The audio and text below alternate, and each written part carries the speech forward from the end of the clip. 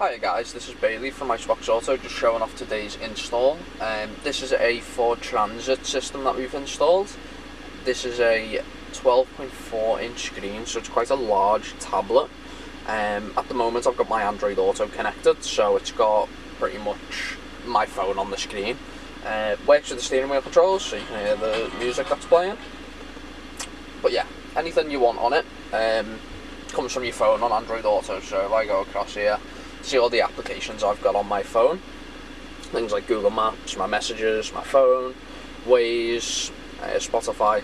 That's pretty much all I use anyway, so yeah, there's not too much on my one. But if you have applications like radio apps like Radio UK or Global Player or BBC Sounds, something like that, they'll all show through this.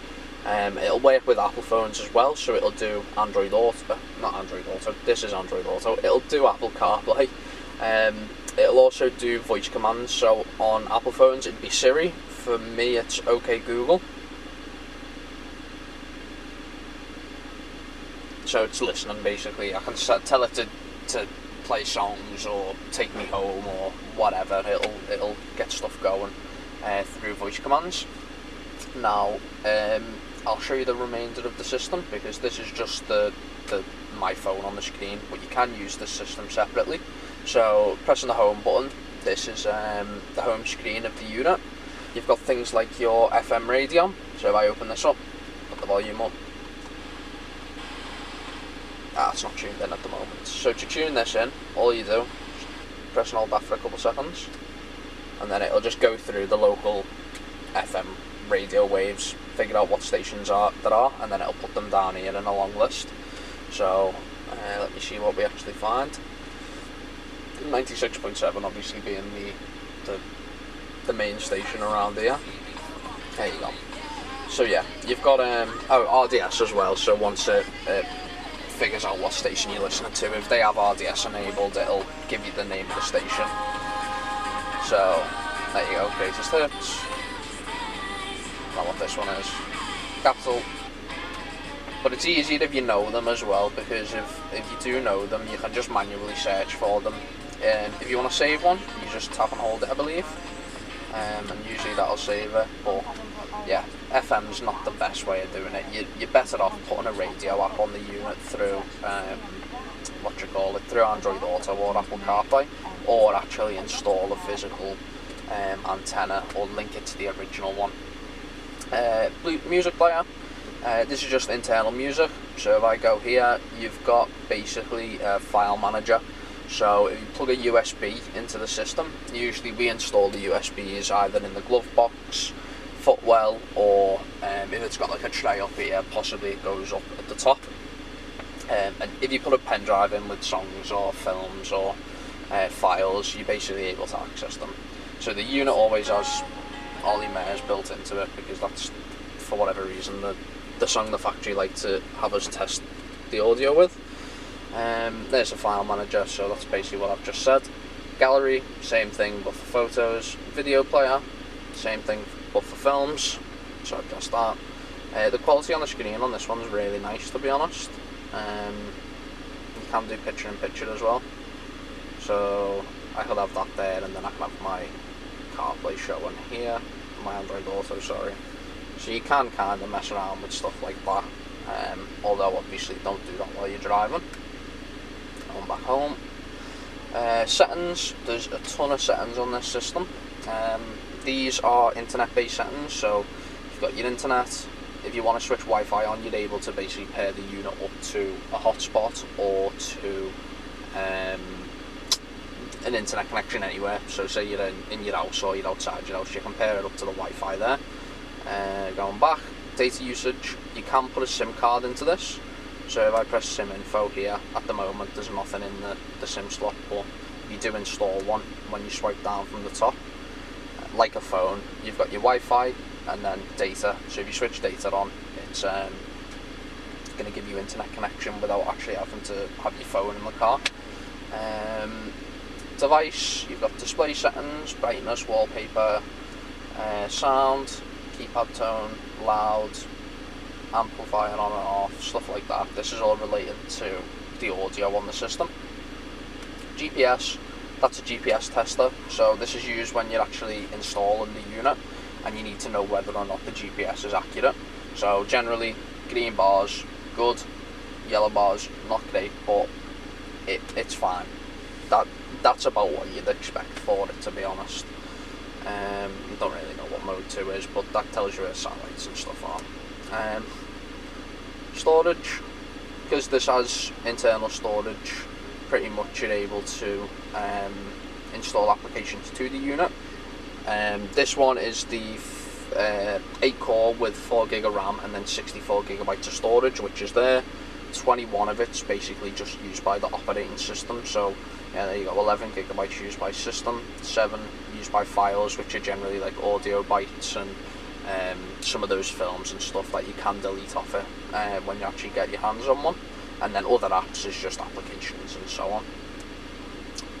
USB video output setting, don't need to worry about that. USB device start, that's if you want it to auto boot a USB device when it actually starts up. So you've got a bunch of music playing, or it's good for if you want your DAB to boot straight up as well. So generally that goes through USB. General, I'm not going to go through all these, I'll just give you an idea of what's actually in them. Default boot volume is quite handy to know actually, because that tells the unit how loud it should be when it actually switches on. So sometimes people complain that they switch the car on and the radio starts up and it's dead loud. That's what that setting fixes. Launcher app settings, so that just has maps, Navi app. This changes what happens when you press this button. So that just boots Google Maps up straight away. Just close these again. I've closed the settings again, haven't I? But yeah, there's a bunch of them. Factory is always 3368 on this type of system.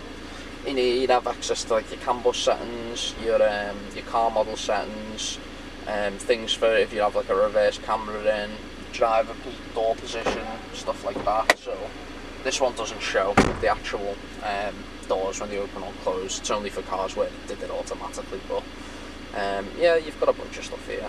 Mileage, oh, probably put that to miles while I'm here. Tyre pressure unit, PSI is generally the easiest one for people to know. But yeah, there's a ton of settings in here. This is all what you'd have to do when you actually boot the unit up.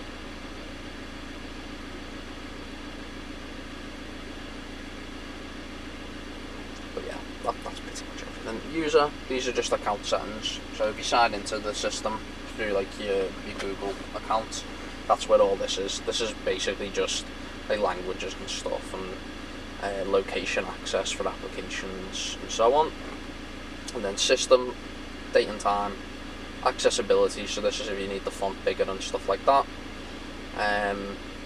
Magnification, stuff like that. Developer options, don't need to mess with that. These are basically just the stats of the system. I don't know if you can see them very well, to be honest. I'll zoom these in a little bit. There you go. So that gives you the Android version, CPU info, the MCU file version, and that's pretty much it, to be honest. We only ever need to see that if you're planning on getting an update on the system. The main thing you'd update is the MCU files. You don't need to update, well, you can't update the Android version, it's just the MCU files you can update. Device info, don't even know, but yeah, that's pretty much it there for your settings anyway. Press the square box on the left, you've got your applications. So this here is the equalizer. Let me just quickly play something, otherwise it won't make sense what I show you.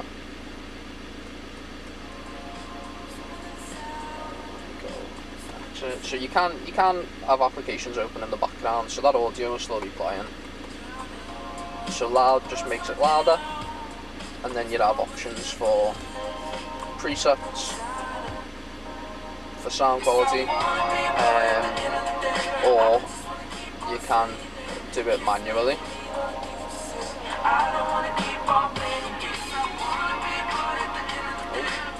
But yeah, you've got options for the audio. Field just changes where the sound comes from. Surround, don't really know. This, me neither. But yeah, that's pretty much it, to be honest. The only other things are like actually signing into the Play Store and installing more things to the unit, which you can do. You just need to give it internet. Touch assistant, see this little thing here. If you press it, it gives you, it's like a hotkey basically. It gets in the way, so if you want to get rid of it, this display button here gets rid of it. But yeah, that's pretty much it, to be honest. Not much else I can really show you with it. It's pretty easy to use once you get around it. But yeah, if you've got any questions or anything, get in touch. Yeah, cheers, thank you very much. Bye bye.